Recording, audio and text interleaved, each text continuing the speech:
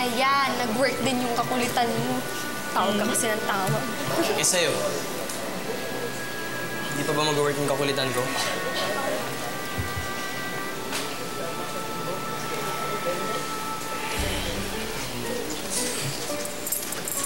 Ay, sorry na.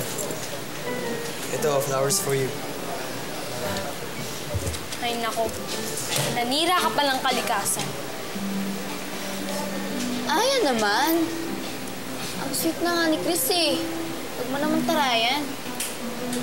Bambi, kinakampihan mo ba yung mokong na yan? Hindi ah. Takot ko lang sa taas ng kilo. Guys! Favor naman, please. Kailangan natin itong gawin, ASAP. Ito, ganito yan. Punta tayo doon. Bye.